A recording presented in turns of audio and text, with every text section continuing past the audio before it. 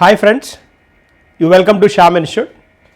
So మనం ఇవాళ current affairs చూద్దాం. సో ఇవాళ కరెంట్ అఫైర్స్లో భాగంగా మనం డిస్కస్ చేసిపోతున్న వాటిలో ఆరోగ్య ఆంధ్ర ఆంధ్రప్రదేశ్ హెల్త్ ప్రోగ్రామ్ గురించి డిస్కస్ చేయబోతున్నాం. ఒక న్యూ ప్రాజెక్ట్ తోటి వచ్చారు, నైస్ ప్రాజెక్ట్, దాని గురించి డిస్కస్ చేద్దాం. జాతీయ బీమా అవగాహన దినోత్సవం జూన్ 28 జాతీయ బీమా అవగాహన దినోత్సవంగా జరుపుకుంటారు. దానికి సంబంధించిన అంశాలు మనం డిస్కస్ చేద్దాం. షాంఘై సహకార సంస్థ సమ్మిట్ సమావేశం జరిగింది, దాని గురించి కూడా డిస్కస్ చేద్దాం. చైనాలో మొదటి అంతర్జాతీయ నానో ఎరువుల సౌకర్యం, అంతర్జాతీయ నానో ఫెర్టిలైజర్స్ ఫెసిలిటీ గురించి మాట్లాడదాం. టైటాన్స్ స్పేస్ మిషన్లో మొదటి భారతీయ వ్యోమగామి 2029 నాటికి. ఖేలో ఇండియా యూనివర్సిటీ గేమ్స్ నవంబర్లో జరుగుతాయి. వాటికి ఇప్పుడే అనౌన్స్ చేశారు ఎక్కడ ఏంటి అనేసి, దాని గురించి డిస్కస్ చేద్దాం. ఓకే, సో మొదటిగా కనుక మనం ఫస్ట్ వన్ చూస్తే ఆరోగ్య ఆంధ్ర. ఈ ఆరోగ్య ఆంధ్ర అనే ప్రోగ్రామ్ మనకి టాటా సంస్థతోటి ఆంధ్రప్రదేశ్ గవర్నమెంట్, ఆంధ్రప్రదేశ్ ప్రభుత్వం సాంకేతిక పరిజ్ఞానం టాటా సంస్థ నుంచి తీసుకొని సాంకేతిక పరిజ్ఞానం దీంతో వీళ్ళు ఇంట్రడ్యూస్ చేస్తున్న కాన్సెప్ట్ ఏంటి అంటే డిఐఎన్సి అనే ఒక ప్రోగ్రామ్ని ఇంట్రడ్యూస్ చేస్తున్నారు. డిజిటల్ నర్వ్ సెంటర్ అన్నమాట. డిజిటల్ నర్వ్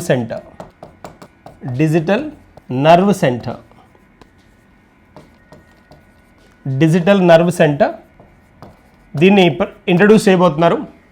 ఇదేంటి అని అంటే మనకి ఎక్కడ, చిత్తూరు జిల్లాలోని కుప్పంలో అనమాట. చిత్తూరు జిల్లాలోని కుప్పంలో ఇది మనకి ఆంధ్రప్రదేశ్లో ఇది మొదటిసారి అనమాట. ఇలాంటి డిజిటల్ నర్వ్ సెంటర్ని ఇంట్రడ్యూస్ చేయడం ఇది మొదటిసారి. అయితే ఇక్కడ ఈ డిఐఎన్సి ఉంది కదా, డిజిటల్ నర్వ్ సెంటర్. దీనిలో అక్కడ ఉన్న పిహెచ్సిస్ ఉంటాయి కదా, పిహెచ్సిస్ అంటే ప్రైమరీ హెల్త్ సెంటర్స్ అంటాం కదా, ప్రైమరీ హెల్త్ సెంటర్స్. తర్వాత పోతే అర్బన్ పబ్లిక్ హెల్త్ సర్వీసెస్, యూపీహెచ్సిఎస్ అంటారు, హెచ్సిఎస్ అంటాం.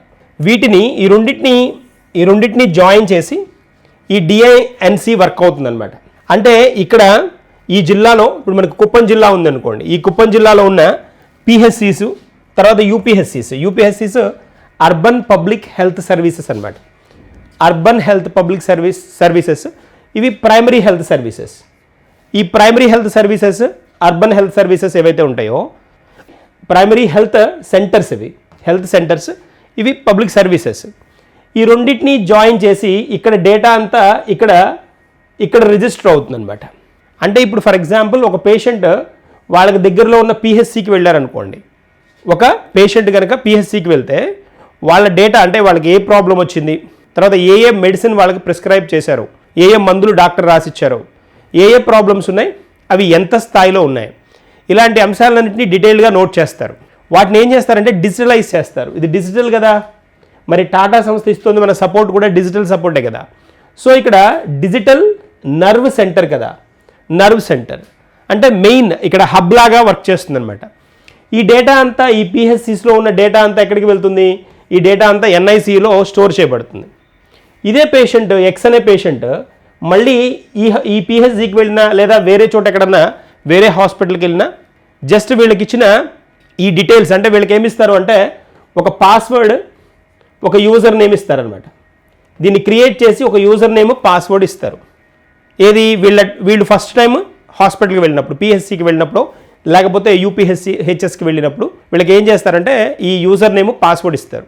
ఇప్పుడు రెండోసారో మూడోసారో తర్వాత వీళ్ళు ఏ హాస్పిటల్కి వెళ్ళినా ఈ యూజర్ నేమ్, పాస్వర్డ్ని కనుక చూపిస్తే దాంతో వీళ్ళకి ఏ డాక్టర్ డయాగ్నైజ్ చేశారో, ఏ డాక్టర్ చెక్ చేశారు, ఏ మోతాదులో ఆ పర్టికులర్ వ్యాధి తీవ్రత ఉంది, ఏ మెడిసిన్ ప్రిస్క్రైబ్ చేశారు, ఇలాంటి ఇన్ఫర్మేషన్ అంతా ఎక్కడి నుంచైనా సెంట్రల్గా కేంద్రీకృతంగా యాక్సెస్ చేసుకోవడానికి పాసిబిలిటీ ఉంటుంది. That's a point. అందుకోసమని ఈ డింక్ని ఇంట్రడ్యూస్ చేశారు. ఈ డింక్ అనే ప్రాసెస్ని ఇంట్రడ్యూస్ చేయడం జరిగింది. ఇది ఆల్రెడీ మనకి కర్ణాటక, తమిళనాడు, హిమాచల్ ప్రదేశ్ ఇలాంటి రాష్ట్రాల్లో వాడుతున్నారనమాట. ఇది ఈ మెకానిజంని, డింక్ అనే మెకానిజం. దీని ద్వారా ఏమవుతుంది, ఏ హాస్పిటల్కైనా వెళ్ళొచ్చు, ప్రైవేట్ హాస్పిటల్కి వెళ్ళొచ్చు లేదా గవర్నమెంట్ హాస్పిటల్కి వేటికి వెళ్ళినా కూడా ఈ డింక్ అనేది కామన్ సోర్స్ అనమాట, సెంట్రల్ రిపాజిటరీ అనమాట. సెంట్రల్ రిపాజిటరీ అంటారు. సెంట్రల్ రిపాజిటరీ అంటే ఏంటి అని అంటే ఈ డేటా అంతా ఒకే చోట మనకి డేటాబేస్ లాగా రిజిస్టర్ అవుతుంది. అన్నప్పుడు ఏమవుతుంది, వీళ్ళు ఎక్కడి నుంచి ఏ పర్టికులర్ కార్నర్లో హాస్పిటల్కి వెళ్ళినా కూడా వీళ్ళ యూజర్ నేమ్ తోటి, పాస్వర్డ్ తోటి ఈ డేటా అంతా తీసేసుకోవడానికి స్కోప్ ఉంటుంది.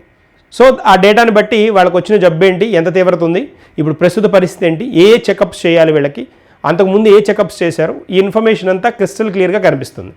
సో ఇంకా ఫ్యూచర్లో కూడా ఏంటి అంటే సాంకేతికత బాగా పెరిగే కొద్దీ వీళ్ళకి ఏ టెస్టులు చేశారో ఆ టెస్టులు కూడా ఈ డిజిటల్ మోడ్లో వీళ్ళ అకౌంట్లోనే దాన్ని ఉండే విధంగా కూడా ప్లాన్ చేస్తున్నారనమాట. పీడిఎఫ్ల రూపంలో అవైలబుల్గా ఉండేటట్టుగా చేస్తారు. అంటే ఈసీహెచ్ తీసినా కానీ తర్వాత పోతే నెక్స్ట్ ఎలాంటి టెస్టులు చేసినా కూడా ఆ ఇన్ఫర్మేషన్ అంతా ఇక్కడ ఉండేటట్టుగా చేస్తారు. That is a point. DINC అనమాట, డిఐఎన్సి. సో దాన్ని మనకి చిత్తూరు జిల్లాలోని కుప్పంలో ఇంట్రడ్యూస్ చేయబోతున్నారు. ఆంధ్రప్రదేశ్లో మొట్టమొదటిసారి. మనకి ఇంకా ఇతర రాష్ట్రాలు ఏవేవి ఫాలో అవుతున్నాయి ఈ సిస్టమ్ అంటే మనకి కర్ణాటక ఒకటి ఫాలో అవుతోంది, తమిళనాడు, తర్వాత హిమాచల్ ప్రదేశ్. ఆల్రెడీ ఈ రాష్ట్రాల్లో ఈ విధమైన సేవలు ఉన్నాయి. డిఐఎన్సి సేవలు ఆల్రెడీ ఈ రాష్ట్రాల్లో ఉన్నాయి. ఇవి బాగా సక్సెస్ కనుక అయితే మొత్తం దేశమంతా వీటిని బాగా వైడ్గా వ్యాపించే విధంగా చేయాలి అనేది దాన్ని కేంద్ర ప్రభుత్వం యొక్క ఆకాంక్ష అనమాట. That's a point. ఇక్కడ మనం గుర్తుంచుకోవాల్సింది ఏంటి, ఎక్కడ అనేది అడుగుతాడు. చిత్తూరు జిల్లాలోని కుప్పంలో. అది కుప్పం అనగానే మనకు గుర్తు రావాలి కదా, మన చీఫ్ మినిస్టర్ కాన్స్టిట్యుయెన్సీ కూడా కదా, చీఫ్ మినిస్టర్ నియోజకవర్గం కదా. చీఫ్ మినిస్టర్ నియోజకవర్గం నుంచే దీన్ని ప్రారంభిస్తున్నారు. అంతే కదా, సెంట్రల్ గవర్నమెంట్ కొన్ని ప్రోగ్రామ్స్ ఇంట్రడ్యూస్ చేసినప్పుడు వారణాసిలో ఇంట్రడ్యూస్ చేస్తూ ఉంటారు. ఎందుకు, నరేంద్ర మోడీస్ కాన్స్టిట్యుయెన్సీ కాబట్టి. ఇక్కడ రాష్ట్రంలో ఇది ఒక స్పెషల్ ప్రోగ్రామ్ కాబట్టి దీన్ని మనకి ఎక్కడి నుంచి స్టార్ట్ చేస్తున్నారు, కుప్పం. చంద్రబాబు నాయుడు మన చీఫ్ మినిస్టర్ గౌరవనీయులు చంద్రబాబు నాయుడు యొక్క కాన్స్టిట్యుయెన్సీ కదా, నియోజకవర్గం కాబట్టి అక్కడి నుంచి అనమాట. That is a point. ఇది మనకి తెలియాల్సిన అంశం. ఇక్కడ కావాల్సిన పార్ట్ ఏంటి అంటే డింక్, డిఐఎన్సి మనం ఫోకస్ చేయాల్సింది. ఒక్కసారి నాకు డిఐఎన్సి ఫుల్ ఫామ్ని కమెంట్ చేయండి. Really then I'm very happy. చాలా పర్ఫెక్ట్గా కమెంట్ చేస్తున్నారు. చాలా నిన్నైతే ఆ ఇరాన్ ఇజ్రాయెల్ వార్కి రిలేటెడ్గా ఆపరేషన్స్ అయితే దాదాపు వ్యూ చేసిన వాళ్ళందరూ టర్న్ చేసినట్టున్నారు. వెరీ గుడ్, చాలా చాలా వెరీ హ్యాపీ.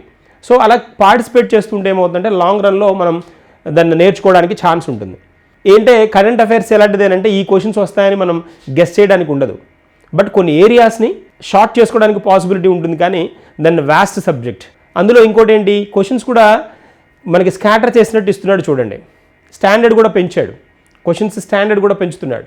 కాబట్టి దాన్ని ఇలాంటి ఇన్ఫర్మేషన్ని మిస్ చేయకుండా వాటికి పార్టిసిపేట్ చేయండి. 100% విల్ గెట్ బెనిఫిటెడ్. ఓకేనా, వెళ్దాం నెక్స్ట్ వన్కి వెళ్దాం. ఎస్, జాతీయ బీమా అవగాహన దినోత్సవం.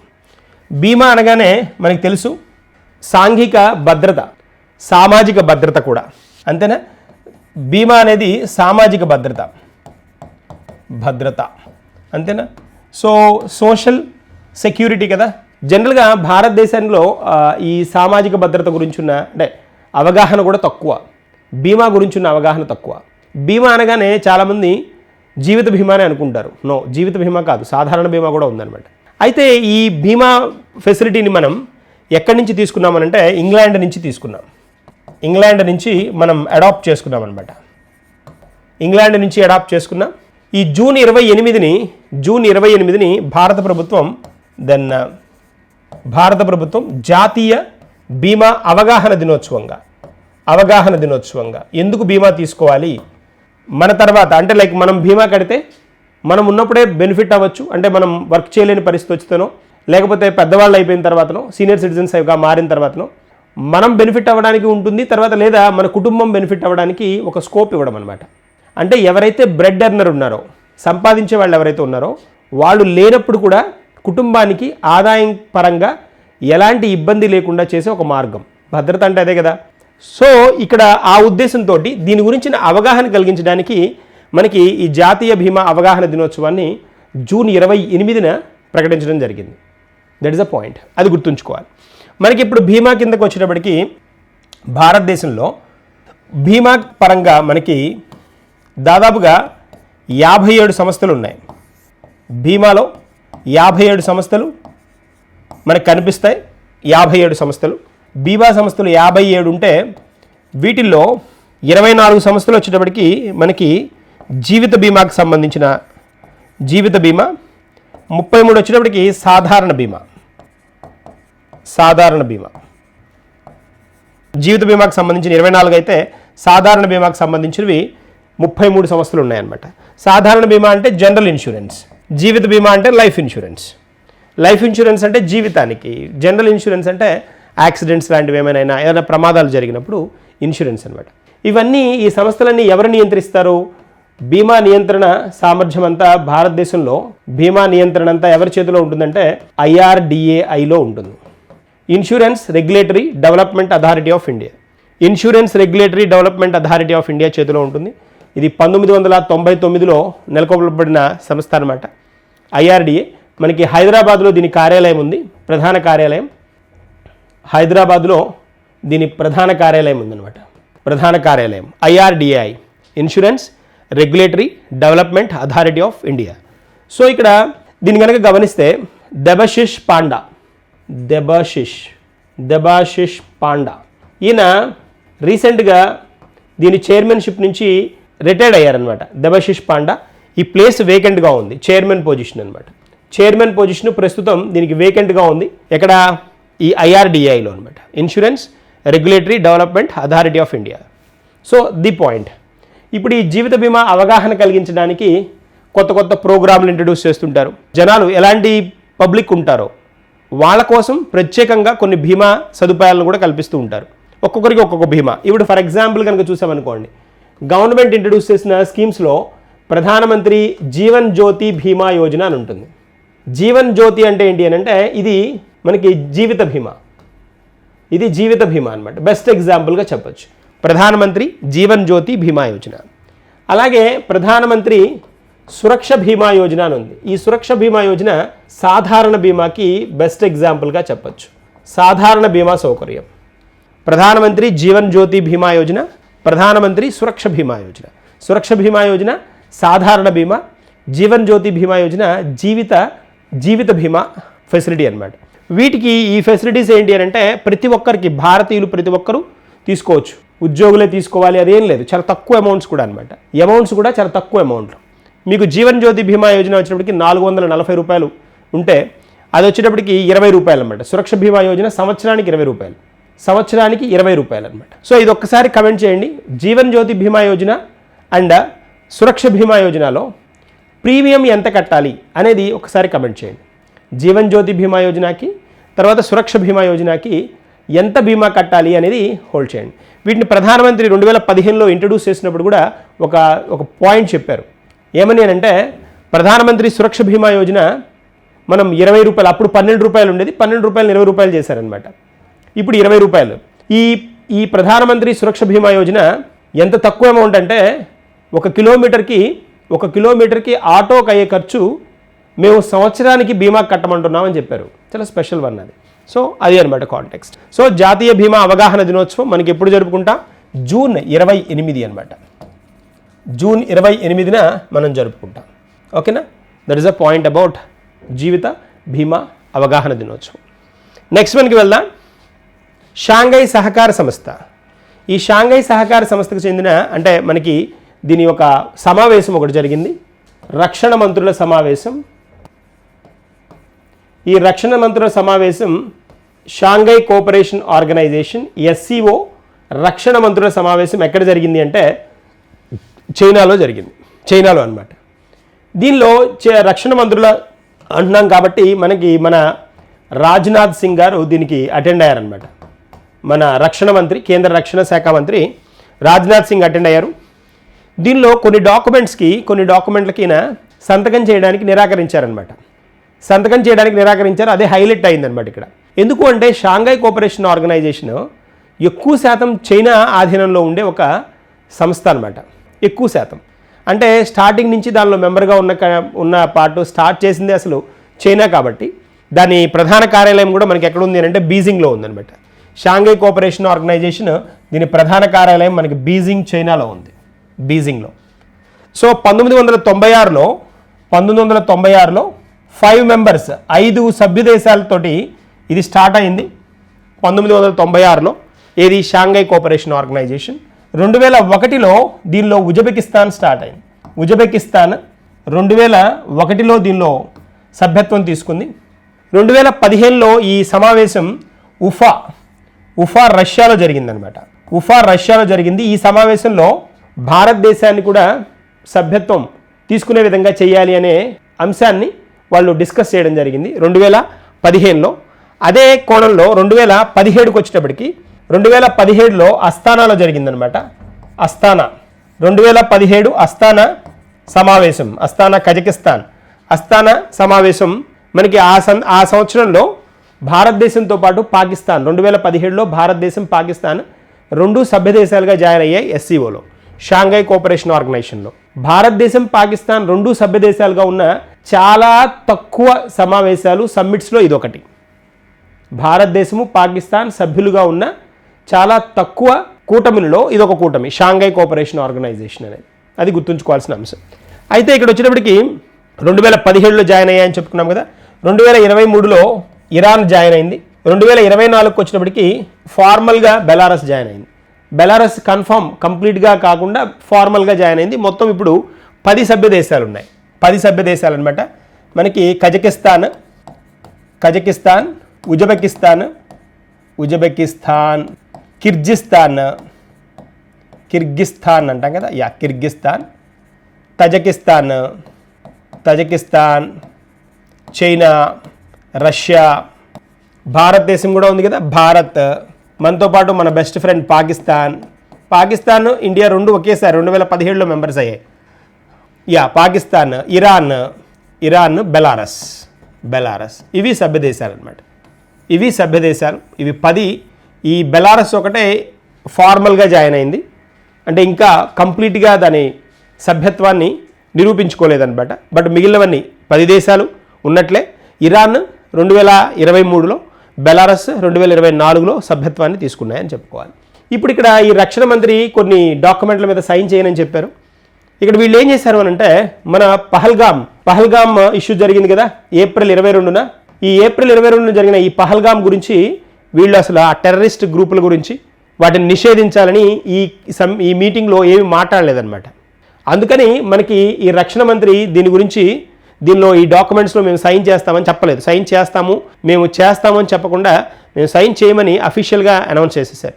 ఎందుకు అనంటే పహల్గామ్ ఇష్యూ అంతమంది దాదాపుగా 26 మంది మనకి మన టూరిస్టులు చనిపోతే, పర్యాటకులు చనిపోతే, అందులో కూడా మత సంబంధమైన అంశాలని దాన్ని తీసుకొని వస్తూ వీళ్ళని చంపడం జరిగింది. చాలా చాలా దారుణమైన పరిస్థితి అది. అలాంటి దాని గురించి మీరు ఇక్కడ మాట్లాడలేదు అనేసి అందులో రక్షణ మంత్రుల సమావేశంలో మాట్లాడలేదు అనేది వీళ్ళు హైలైట్ చేసిన పాయింట్, రాజ్నాథ్ సింగ్ హైలైట్ చేసిన పాయింట్. అయితే వీళ్ళు ఏం చేశారంటే ఈ బెలూచిస్తాన్ గురించి మాట్లాడారు. బెలూచిస్తాన్లో ఉన్న టెర్రరిస్ట్ గ్రూపుల గురించి మాట్లాడారు, కానీ పహల్గామ్లో జరిగిన ఈ యాక్టివిటీ గురించి మాట్లాడలేదు. అదనమాట పాయింట్ జరిగింది. సో ఇక్కడ దీని గురించి ఏం చేశారు అంటే, ఈ పహల్గామ్ మనకి దీని గురించి మాట్లాడలేదు కాబట్టి దాన్ని మేము సుముఖతగా లేము ఇక్కడ సైన్ చేయడానికి అని అనౌన్స్ చేశారు. ఖచ్చితంగా ఇది వార్తల్లో స్పెషల్గా ఉన్న అంశం కాబట్టి అడగడానికి స్కోప్ ఉంటుంది, దాన్ని మనం ఫోకస్ చేయాలి. పహల్గామ్ జరిగింది మనకి ఏప్రిల్ 22, ఇది గుర్తుంచుకోవాల్సిన అంశం. తర్వాత మనం ఆపరేషన్ సింధు ఇంట్రడ్యూస్ చేశాం. ఆపరేషన్ సింధు ఇంట్రడ్యూస్ చేసింది కదా భారతదేశం. ఆపరేషన్ సింధు దేనికి అని అంటే పాకిస్తాన్ మీద అటాక్, మే 7th పాకిస్తాన్ మీద అటాక్. తర్వాత ఇంకోటి ఏంటి, ఆపరేషన్ సింధు తర్వాత మన ప్రధానమంత్రి మొట్టమొదటిసారి ఆపరేషన్ సింధు అనౌన్స్ చేసిన తర్వాత మొట్టమొదటిసారి వెళ్ళిన బయట పర్యటించడానికి, ఆపరేషన్ సింధు అనౌన్స్ చేసిన తర్వాత ప్రధానమంత్రి పర్యటించడానికి వెళ్ళిన దేశం ఏది అంటే సైప్రసే కదా వెళ్ళారు. సైప్రస్ జూన్ 15న వెళ్ళారు. ఇది అనమాట జూన్ 15న. సో పహల్గామ్ ఇష్యూ జరిగింది ఏప్రిల్ 22. ఆపరేషన్ సింధు మే 7th ఇంట్రడ్యూస్ చేశారు. సైప్రస్కి మన ప్రధానమంత్రి పర్యటనకి వెళ్ళింది ఎప్పుడంటే జూన్ 15th. సైప్రస్కి తర్వాత పోతే కెనడా నుంచి క్రొయేషియాకి 3 దేశాలు వెళ్ళారు కదా పర్యటించడానికి. That's a part. So Cyprus వాళ్ళ అత్యుత్తమ పౌర పురస్కారం ఏదైతే ఉందో దాన్ని మన ప్రధానమంత్రికి ఇవ్వడం కూడా జరిగింది ఆ సందర్భంగా. That is a part. ఇది మనకి షాంఘై సహకార సంస్థకు సంబంధించిన అంశం. తర్వాత నెక్స్ట్ వన్కి వెళ్దాం. నాటో. ఈ నాటో సమ్మిట్ నాటో మనకి రీసెంట్గా 24-25 జూన్ 24-25న 24-25 తేదీల్లో ఈ సమావేశం జరిగింది, నాటో సమావేశం. నాటో అంటే మనకు తెలుసు కదా, North Atlantic Treaty Organization. North Atlantic Treaty Organization, North Atlantic Treaty Organization NATO. ఇది మనకి ఎక్కడుంది అని అంటే బెల్జియం, బ్రస్సెల్స్,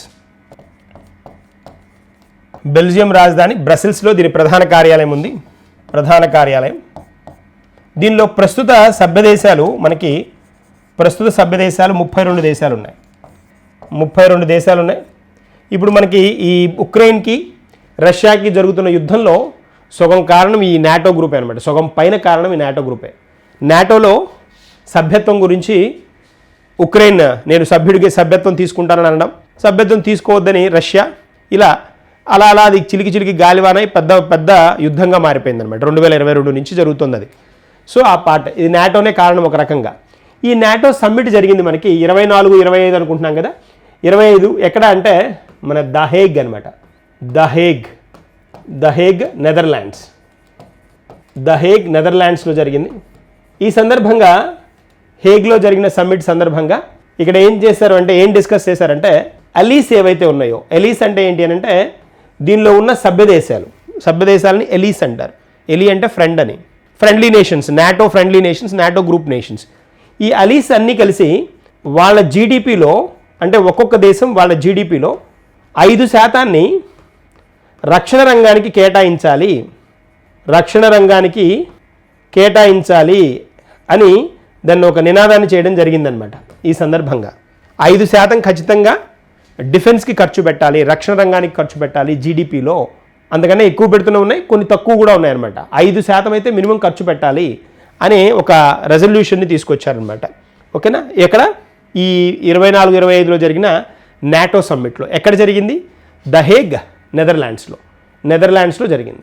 ఈ దహేగ్ నెదర్లాండ్స్లో ఒక చాలా ప్రముఖమైన అంతర్జాతీయ సంస్థ ఉంది. అదేంటనేది నాకు కమెంట్ చేయండి. ఇది 3వ క్వశ్చన్. అంతర్జాతీయ సంస్థ ఒకటి ఉంది, అదేంటనేది నాకు కమెంట్ చేయండి. ఎక్కడ? దహేగ్లో. ఓకే, నెక్స్ట్ వన్కి వెళ్దాం. భారతదేశం విస్మరించిన చరిత్ర. సో ఇది పుస్తకం అనమాట. History that India ignored. History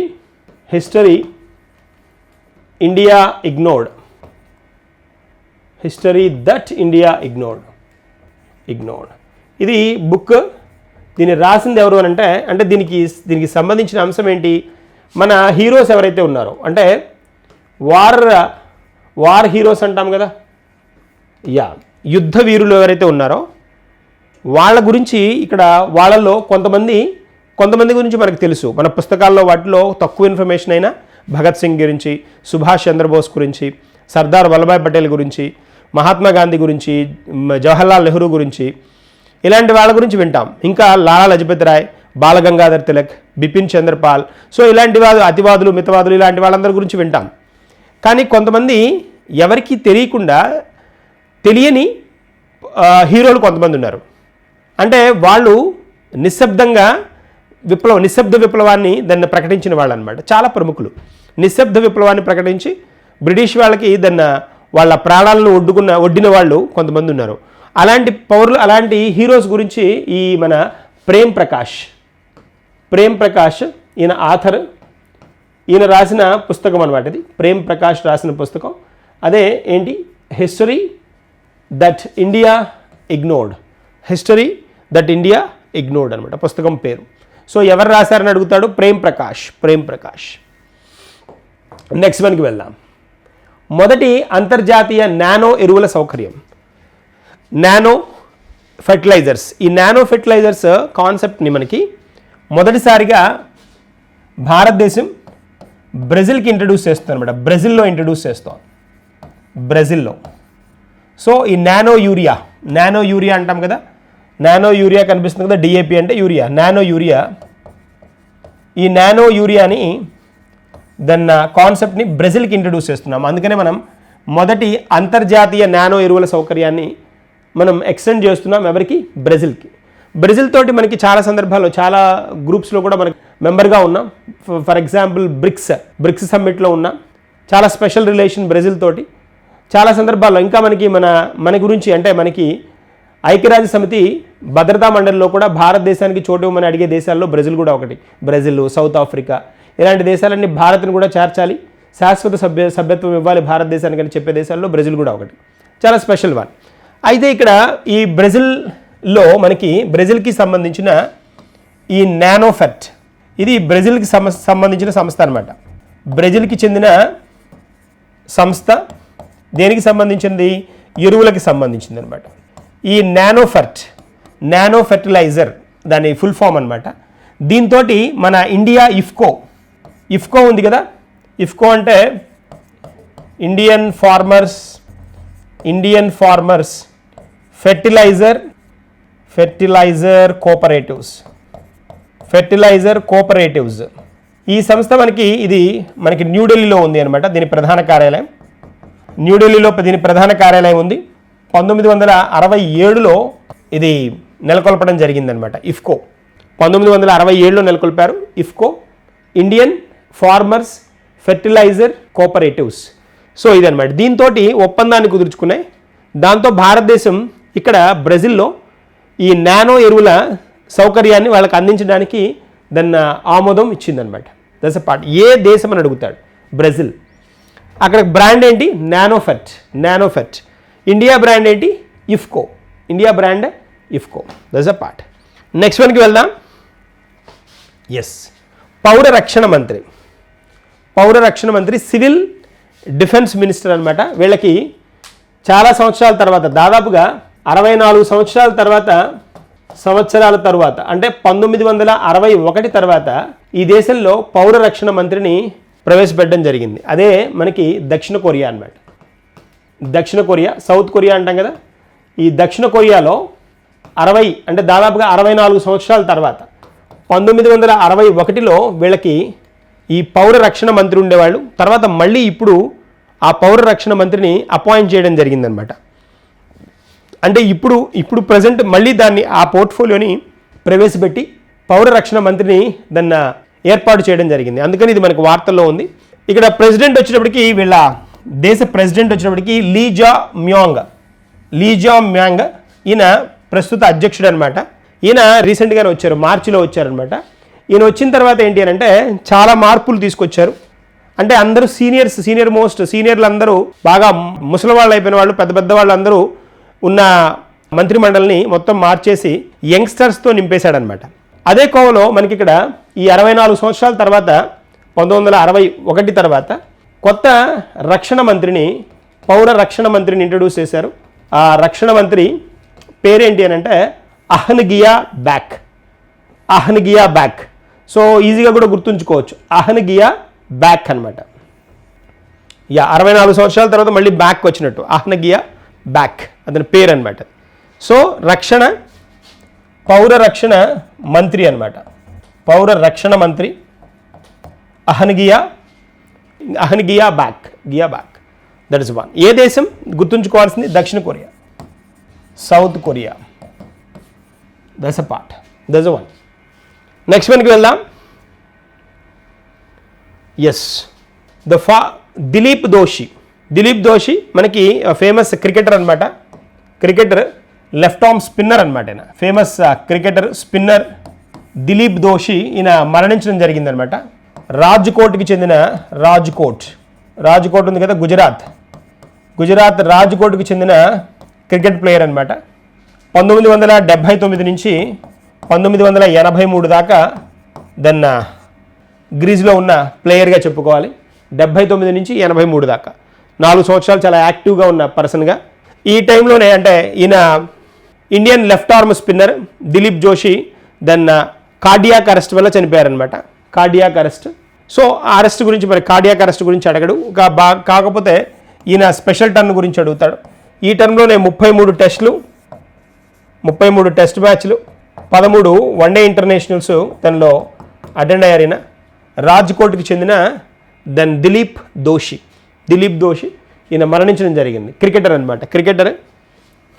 cricketer left arm spinner. Left arm spinner, very good gentlemen అనమాట. ఎవరితోటి వివాదాలు లేకుండా వివాదరహితంగా ఉన్న ఒక క్రికెటర్గా చెప్తారు ఇతన్ని. ఈయన మరణించడం జరిగింది. మనం ఆబిచరీస్ కింద చెప్పుకోవాల్సిన అవసరం ఉంది. That's a part. తర్వాత నెక్స్ట్ వన్కి వెళ్దాం. ఇంకొక book the new world. The new world 20వ శతాబ్దపు గ్లోబల్ ఆర్డర్ మరియు భారతదేశం. The new world 21st century global order and India.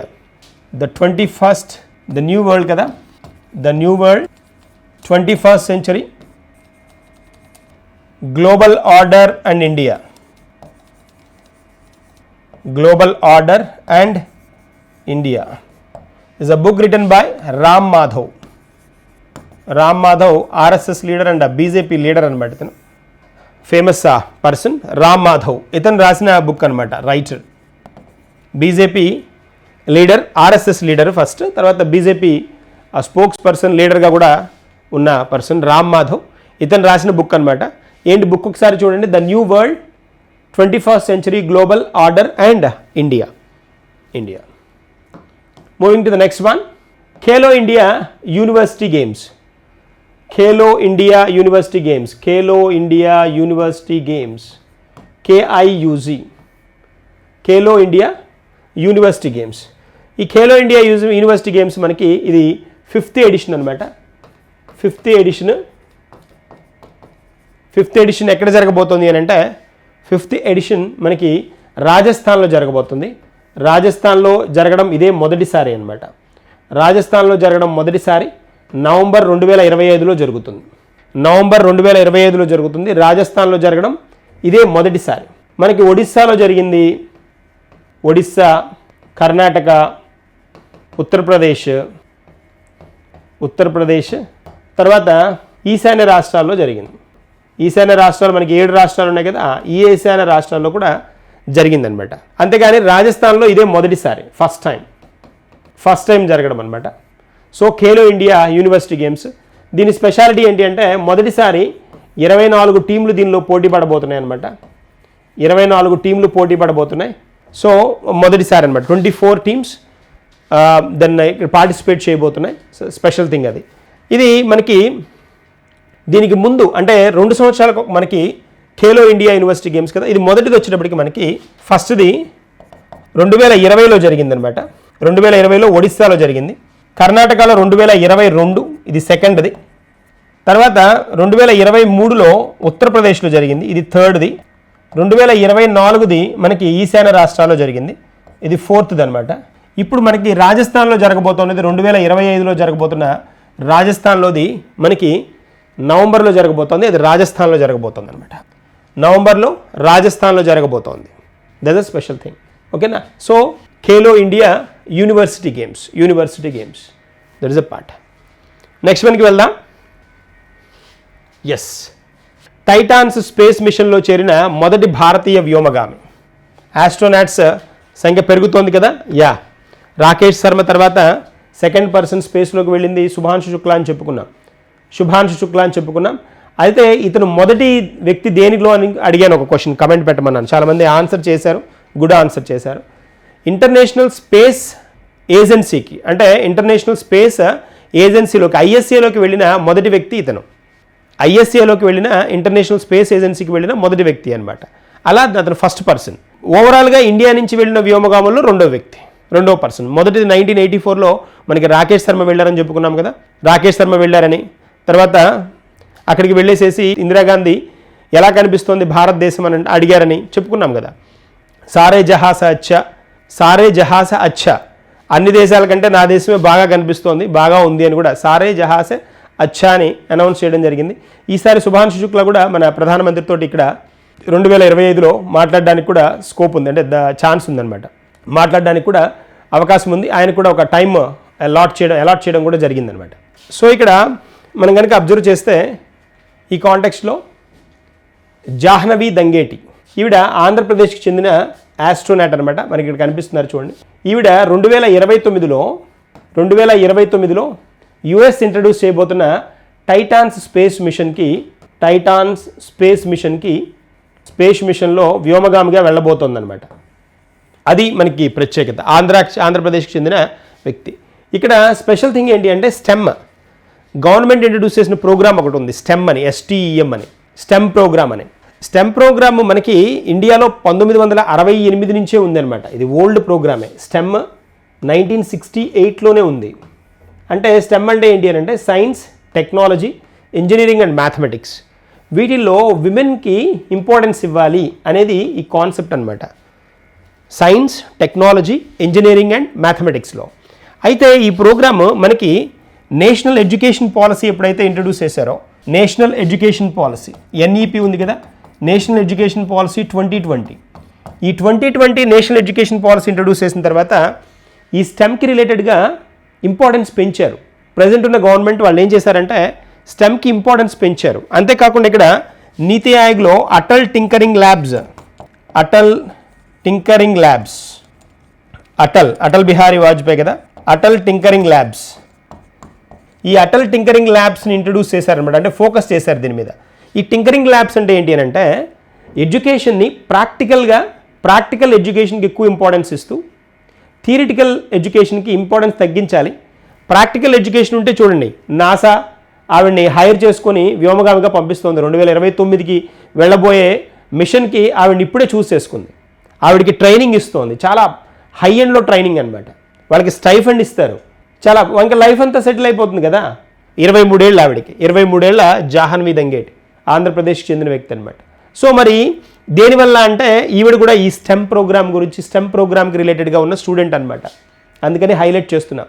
Stem programme కింద ఈ 2020 న్యూ ఎడ్యుకేషన్ పాలసీలో వీళ్ళు ఏం చేశారు అని అంటే ఈ స్టెమ్కి ఇంపార్టెన్స్ పెంచారు. స్టెమ్ అనే ప్రోగ్రామ్ ఎప్పటి నుంచో ఉంది మనకి, కానీ ఈ విమెన్కి సైన్స్, టెక్నాలజీ, ఇంజనీరింగ్ అండ్ మ్యాథమెటిక్స్లో బాగా మంచి విలువలను పెంచాలి, స్టాండర్డ్స్ పెంచాలి. దాని ద్వారా ఏమవుతుందంటే వాళ్ళు ఇండిపెండెంట్గా నిలబడగలుగుతారు. తర్వాత ప్రపంచంలోనే పెద్ద పెద్ద పొజిషన్స్కి ఈ ఉమెన్ కూడా ఎదగలుగుతారు అనేది వీళ్ళ కాన్సెప్ట్. సో ఇక్కడ నేషనల్ ఎడ్యుకేషన్ పాలసీ కింద వీళ్ళు 2022లో, ఇది ఎడ్యుకేషన్ పాలసీ 2022లో వీళ్ళు ఐస్టెమ్ అని ఇంట్రడ్యూస్ చేశారు. ఐస్టెమ్ అనమాట. ఐస్టెమ్ 2022లో ఇంట్రడ్యూస్ చేసిన కాన్సెప్ట్ పేరు ఐస్టెమ్. ఈ ఐస్టెమ్ ఏంటి అని అంటే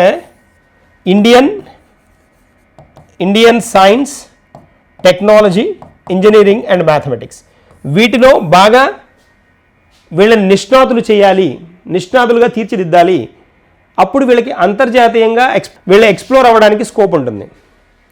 ప్రపంచవ్యాప్తంగా వీళ్ళకి అవకాశాలు వచ్చే ఛాన్స్ ఉంటుంది అని ఐస్టెమ్ అనే పోర్టల్ని ప్రవేశపెట్టారు. ఈ ఐస్టెమ్ పోర్టల్లో చాలా రిసోర్సెస్ ఉంటాయన్నమాట. వాళ్ళు బాగా చదువుకోవడానికి, తర్వాత పోతే నెక్స్ట్ దానిలో ఎలాంటి రీసెర్చ్ చేయాలంటే ఏవే అవకాశాలు ఉన్నాయి, ఇలాంటివి ఇన్ఫర్మేషన్ అంతా ఉంటుంది దీనిలో అనమాట. అలాగే మనకి స్వయం పోర్టల్ కూడా ఉంది. ఈ స్వయం పోర్టల్ అందరికీ అనమాట. ఇది మహిళలకి స్టెమ్. స్వయం పోర్టల్ వచ్చినప్పటికీ స్వయం ప్లస్ అని కూడా ఉంది. స్వయం ప్లస్ ఇవి దేనికి అంటే మనకి జనరల్గా పెద్ద పెద్ద IITsలో లేకపోతే NIT లాంటి వాటిల్లో చదివే అవకాశం అందరికీ దొరకదు. కాబట్టి అక్కడి లెక్చరర్స్ చెప్పే పాఠాలు ఏవైతే ఉంటాయో వాటికి రిలేటెడ్గా మనం సర్టిఫికేషన్ చేసుకోవడానికి, లేదా అలాంటి వాటిని డైరెక్ట్గా IITians చెప్తున్న పాఠాలని, బాగా నిష్ణాతులైన వాళ్ళు చెప్తున్న పాఠాలని అందరికీ అందుబాటులో, కామన్ మ్యాన్కి కూడా అందుబాటులో తీసుకురావడానికి ఫ్రీగా ఈ పోర్టల్స్ ఉంటాయన్నమాట. స్వయం పోర్టల్, స్వయం ప్లస్ పోర్టల్ అని. కానీ వీటిని కూడా చూడండి అప్పుడప్పుడు. అవగాహన, జనరల్ అవేర్నెస్ అంటేనే, లైక్ కరెంట్ అఫైర్స్ అంటేనే బర్నింగ్ ఇష్యూస్ మీద అవగాహన రావడం వల్ల ఏమవుతుందంటే మనలో తెలియని పరిపక్వత వస్తుంది, గ్రోత్ వస్తుంది.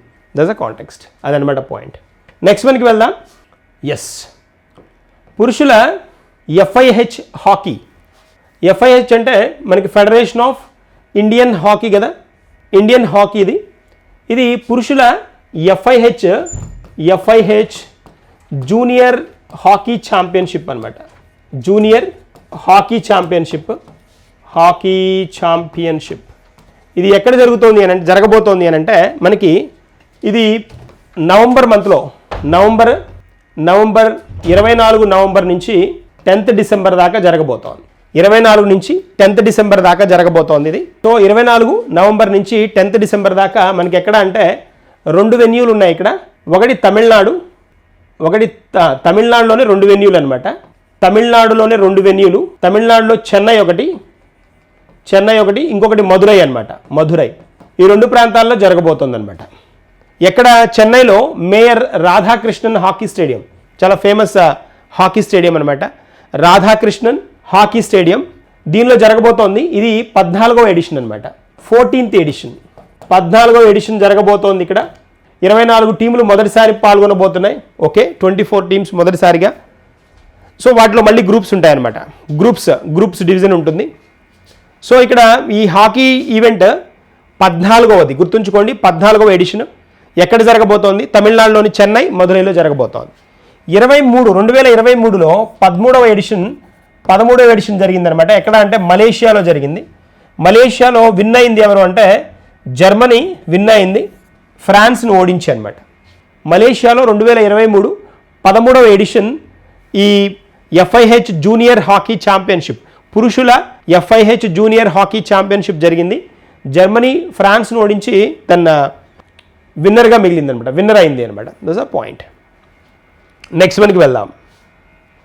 So MSME day, micro small and medium enterprises day. దీన్నే మనం ఏమంటాం? సూక్ష్మ చిన్న మధ్య తరహా పరిశ్రమల దినోత్సవం ఎలా పిలుస్తాం? సూక్ష్మ చిన్న మధ్య తరహా పరిశ్రమల దినోత్సవం అంటాం. ఈ పర్టికులర్ MSME డే దీన్నే మనకి government of India Udyami Bharat MSME డేగా అనౌన్స్ చేసింది. Year Udyami Bharat MSME day ఎప్పుడు? జూన్ 27 అనమాట, 27th, ఎస్టర్డే, నిన్నటి రోజు అనమాట, జూన్ 27ని అనౌన్స్ చేసింది. చాలా MSME సెక్టర్ అనేది చాలా చాలా చాలా ప్రముఖమైన సెక్టర్. మనకి చాలా చోట్ల మనం ఖాదీ ఇండస్ట్రీస్ అని చూస్తాం, ఖాదీ పరిశ్రమలను చూస్తాం కదా. సో విలేజ్ ఇండస్ట్రీస్ అనమాట, అవి గ్రామాల్లో ఉండే ఇండస్ట్రీస్, KIV అంటారు, ఖాదీ ఇండస్ట్రీస్, విలేజెస్ అంటాం. సో ఈ ఖాదీ విలేజ్ ఇండస్ట్రీస్ అంటాం, ఖాదీ విలేజ్ ఇండస్ట్రీస్ అనమాట.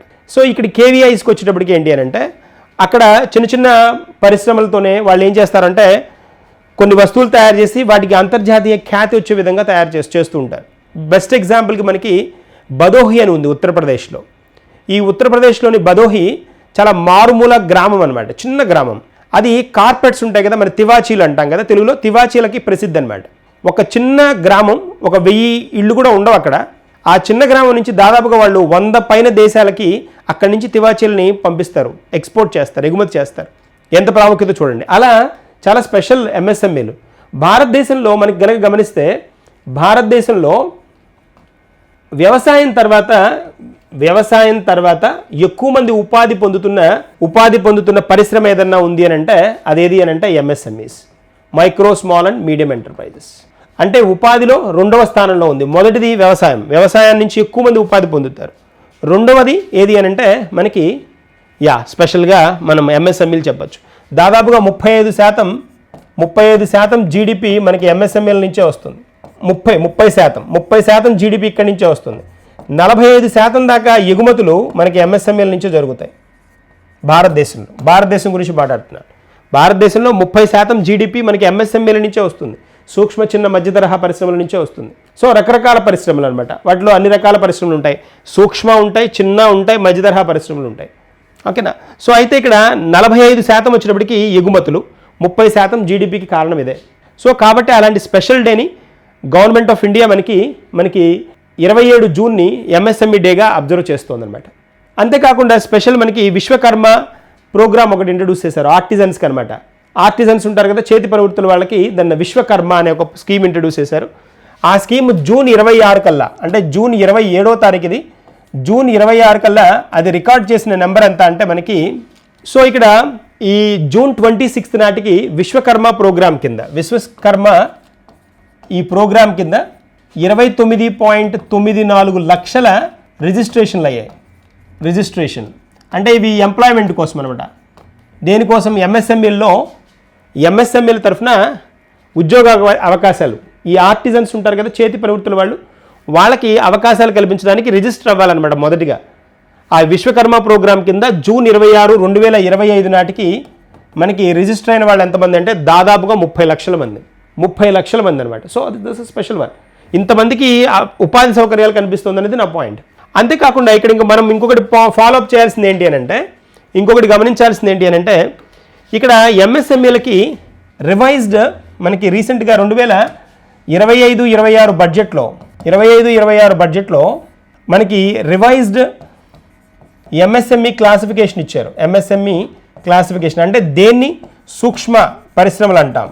సూక్ష్మ అంటే ఏంటి, చిన్న తరహా పరిశ్రమలు అంటే ఏంటి, మధ్య తరహా పరిశ్రమలు అంటే ఏంటి, భారతదేశంలో ఈ క్లాసిఫికేషన్ 2025-26కి మనకి పెట్టుబడి తర్వాత పోతే పెట్టుబడి టర్నోవర్ ఈ రెండింటిని అనౌన్స్ చేసింది అనమాట గవర్నమెంట్ 2025-26 బడ్జెట్లోనే. సూక్ష్మ పరిశ్రమలు కనుక అయితే పెట్టుబడి 2.5 కోట్ల దాకా ఉండాలి, కోట్లు అనమాట, 2.5 crores. టర్నోవర్ వచ్చినప్పటికి 10 కోట్లు ఉండాలి, టర్నోవర్ 10 కోట్లు. ఓకేనా, దట్స్ అ పార్ట్. అదే చిన్న పరిశ్రమలు అన్నాం అనుకోండి, 25 కోట్లు ఉండాలి పెట్టుబడి, 25 కోట్ల దాకా, టర్నోవర్ వచ్చినప్పటికి 100 కోట్లు. అదే మధ్య తరహా పరిశ్రమ కనుక అన్నామంటే ఇక్కడ 125 కోట్లు, 125 crores అనమాట, 125 కోట్లు. ఇది వచ్చేటప్పటికి 500 కోట్లు, 500 కోట్లు. ఇది మనకి రివైజ్డ్ పార్ట్. అంటే ఇండియాలో సూక్ష్మ పరిశ్రమలు అంటే పెట్టుబడి ఇంత, టర్నోవర్ ఇంత ఉంటే వాటిని సూక్ష్మ పరిశ్రమలు అంటారు. చిన్న తరహా పరిశ్రమలు అంటే ఇది ఆర్డర్, మధ్య తరహా పరిశ్రమలు అంటే ఇది ఆర్డర్. ఇవి రివైజ్డ్ వన్ అనమాట, అంతకు ముందు ఉన్నవి కాకుండా మార్చినవి ఇవి భారతదేశంలో. చాలా ఇంపార్టెంట్ ఇది, ఖచ్చితంగా ఎంఎస్ఎంఈకి రిలేటెడ్ వన్ అనమాట. So MSME Udyami Bharat MSME day ఎప్పుడు మనకి 27 జూన్. ఓకేనా, that is a part. So ఇవి మనకి ఇవాళ కరెంట్ అఫైర్స్. రేపటి కరెంట్ అఫైర్స్లో కలుద్దాం, ఇంకొన్ని కాన్సెప్ట్స్ డిస్కస్ చేద్దాం. Thank you and all the best. ఇవాళ క్వశ్చన్ ఒకటి చూద్దాం. ఇవాళ ఒక స్పెషల్ క్వశ్చన్ ఒకటి చూద్దాం. మనం చెప్పుకున్నాం నాటో చెప్పాం కదా, అంటే 3 క్వశ్చన్లు మనం ఆల్రెడీ కమెంట్ చేస్తున్నారు మీరు. 4వ క్వశ్చన్ కింద, 4th క్వశ్చన్ కింద నాటో 14వ హెడ్ ఉన్నారు, ప్రెసిడెంట్ ఉన్నారు. ఆ నాటో హెడ్ ఎవరు ప్రెసిడెంట్ ఉన్నారు అనేది నాకు కమెంట్ చేయండి. ఓకేనా, then thank you and all the best.